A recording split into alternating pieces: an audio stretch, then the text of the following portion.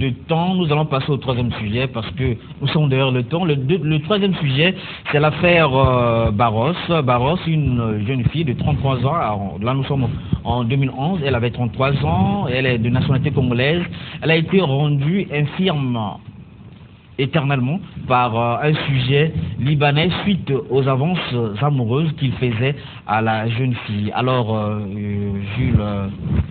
Jules Ondongo, votre point de vue par rapport à cette situation?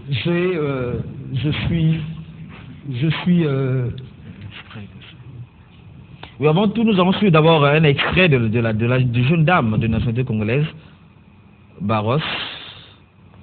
Je m'appelle la sœur Flore Barros. Je vis à Pointe-Noire et je suis mère d'un enfant, une fille.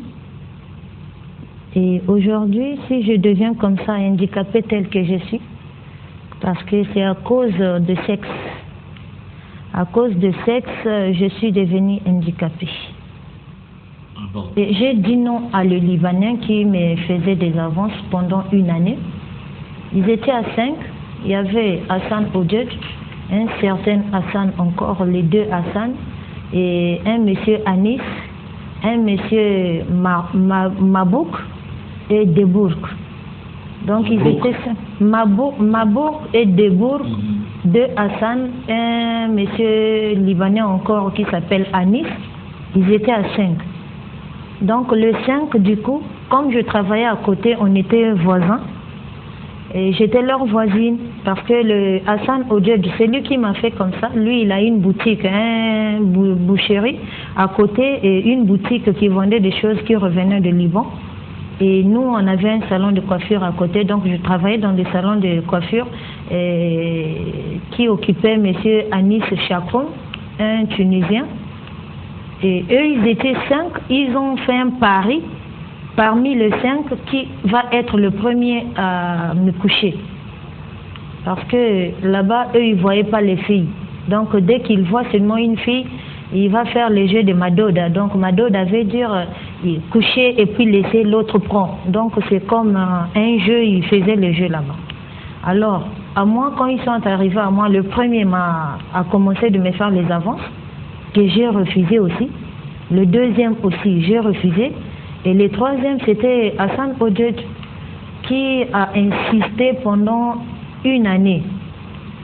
Il a insisté pendant une année. Il m'a dragué pendant une année. Et il vous donnait l'argent ou il vous proposait l'argent? Il ne me donnait pas l'argent parce que quand il me donne l'argent, je refuse. Et quand je rentre dans une boutique, quand je pars quelque part dans une boutique, il met les gens derrière moi. Je rentre dans une boutique, quand je touche, que ce soit les chaussures, que je sois un habit.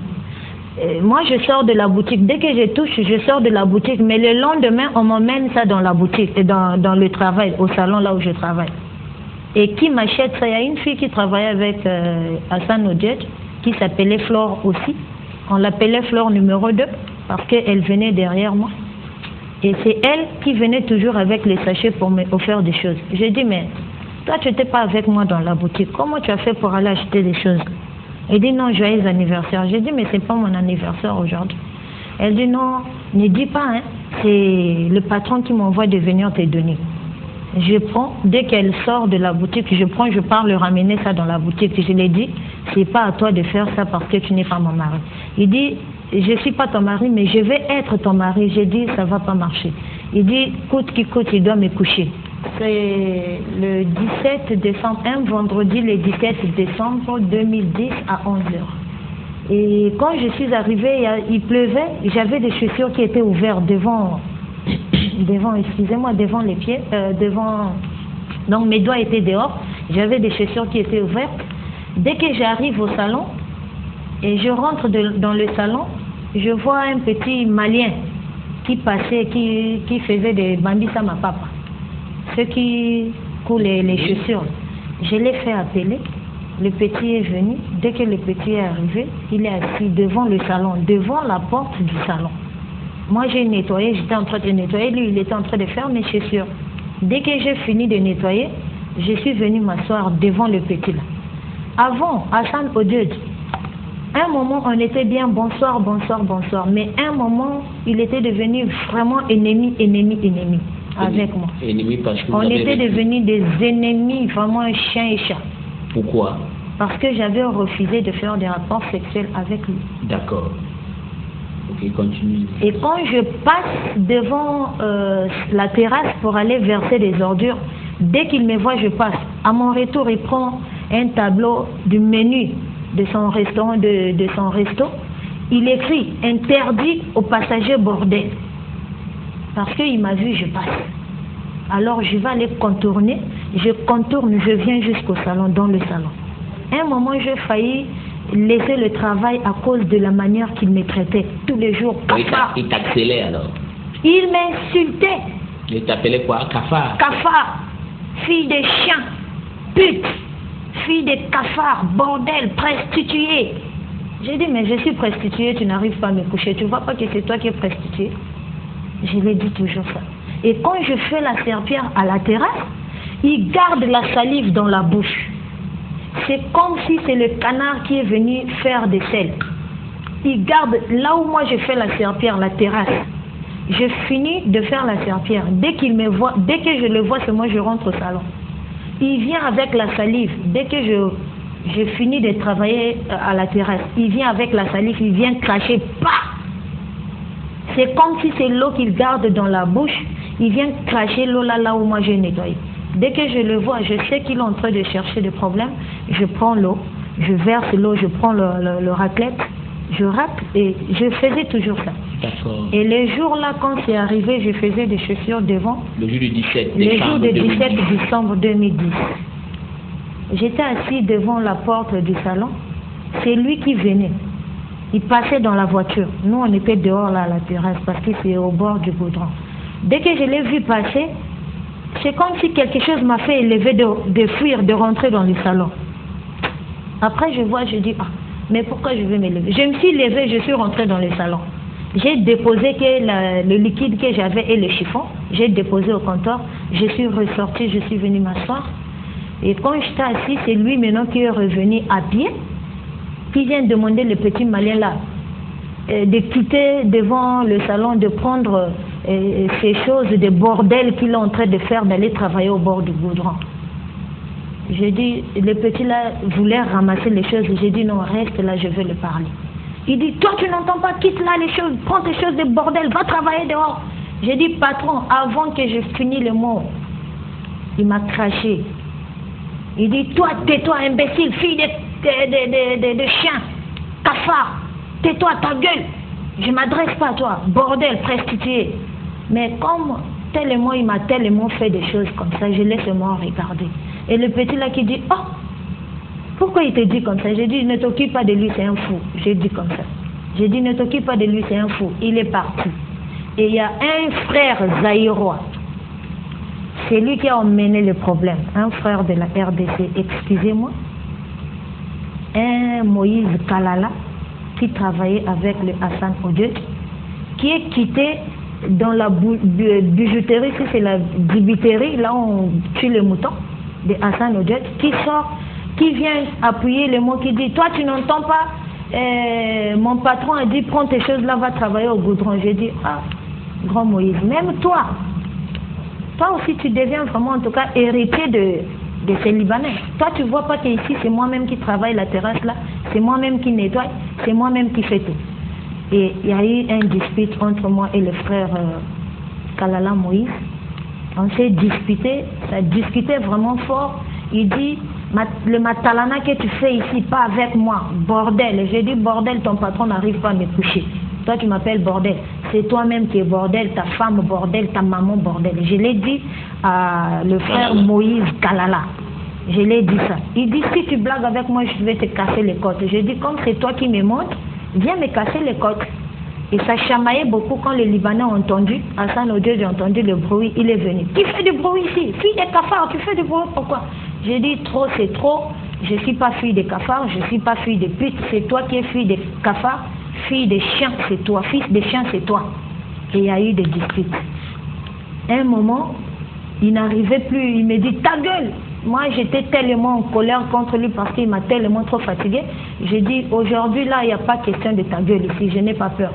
Tais-toi. J'ai dit, tais-toi toi-même. Ta gueule. J'ai dit, ta gueule toi-même. et il est parti. Quand il est parti, il est allé prendre un tailleur. Oui.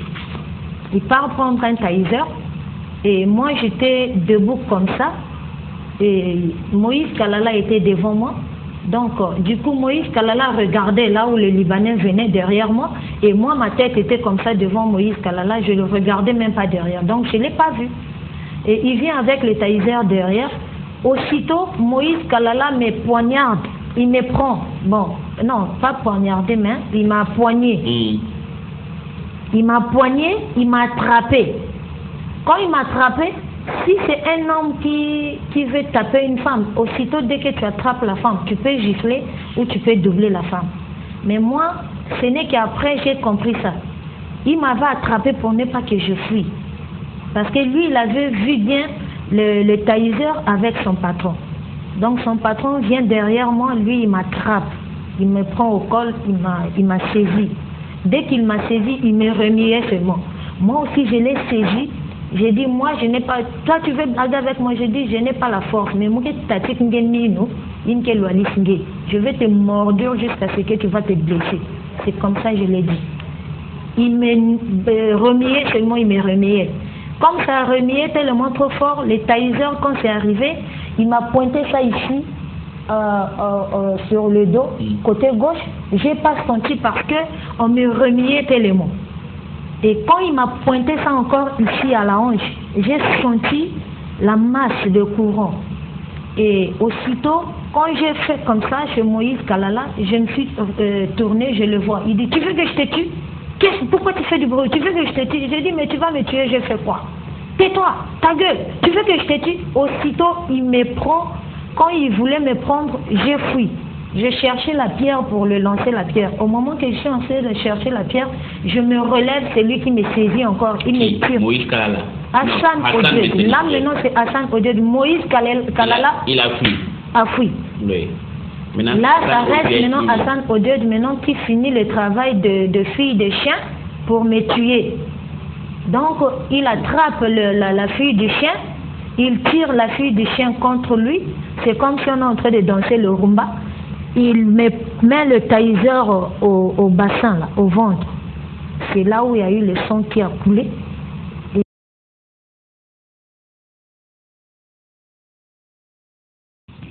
Voilà, nous comment vous venez de suivre l'extrait de la grande interview où la dame, la jeune demoiselle Flore Barros s'est exprimée. Comment est-ce que cela s'est produit, cela s'est passé? Là, nous étions en 2010, c'était à Pointe-Noire. Alors, Alphonse Ndongo, à chaud, votre point de vue?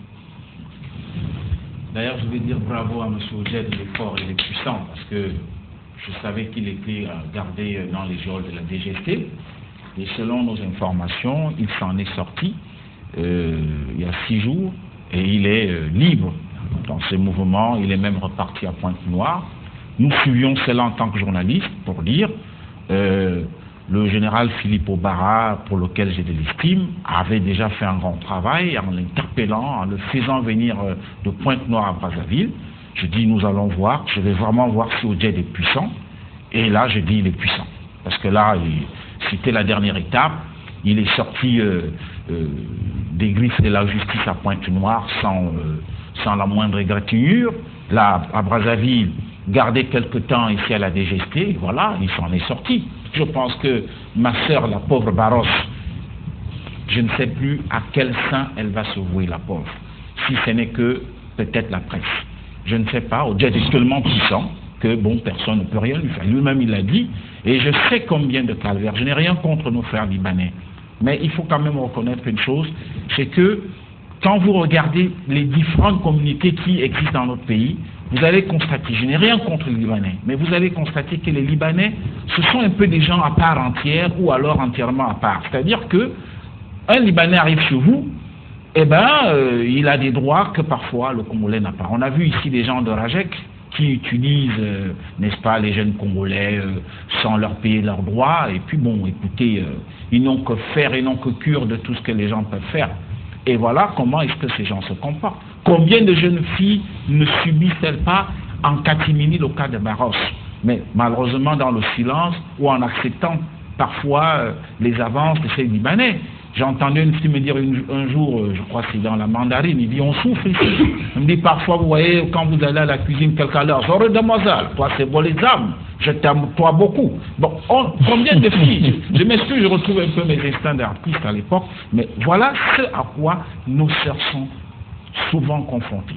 Et des gens, je me souviens, on m'a dit en Guinée équatoriale, le président Obiangema est assez méticuleux lorsqu'il s'agit d'un Libanais qui doit s'installer dans son pays. Il y en a là-bas, mais il a raison, parce que c'est des gens, quand vous regardez, ils ne contribuent pas beaucoup au développement économique du pays. C'est l'une des communautés qui prend tout et renvoie, notamment les chiites et tout ça, renvoie chez eux. C'est comme ça que ça se passe. Vous verrez des Libanais ici, combien ont-ils épousé nos sœurs? Combien? On me parle, je crois, d'un Libanais qui a épousé la fille d'Mvouba. Et je crois qu'en épousant la fille d'Mvouba, c'est parce que Mvouba est puissant.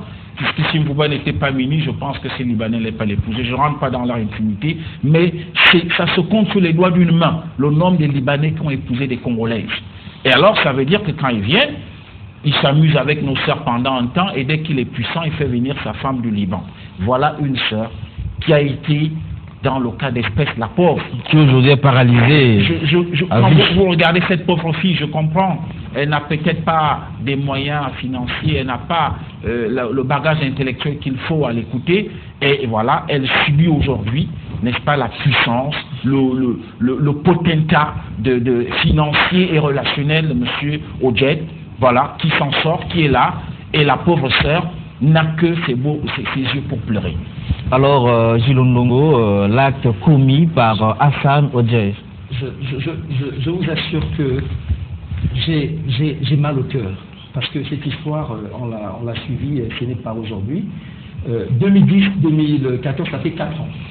4 ans que cette fille a subi, elle est devenue paralytique du fait de l'harcèlement sexuel de M. Odjet. Ça, c'est de 1. Peut-être que les gens ne savent pas, le taser, c'est une arme très redoutable. Elle peut vous renvoyer près de 50 000 volts. Imaginez-vous un peu 50 000 volts sur le bassin. Je dis que grâce à Dieu qu'elle est tombée, parce que cette dame, elle serait déjà morte. Dans cette histoire, il faut rappeler aux téléspectateurs que cette fille, face à la pression des populations ponténégrines à Pointe-Noire, le monsieur l'a fait partir précipitamment au Maroc, où malheureusement elle n'a bénéficié d'aucune assistance médicale. Ça veut dire qu'elle est revenue à Pointe-Noire telle qu'elle était partie, donc paralysée. Elle a un enfant à charge, elle a perdu son emploi, elle n'a rien, alors que monsieur pavane des rues. Ce matin encore, Alphonse l'a dit, on a eu l'information que le monsieur serait sorti des geôles. Je me dis, est-ce qu'il y a une justice au Congo?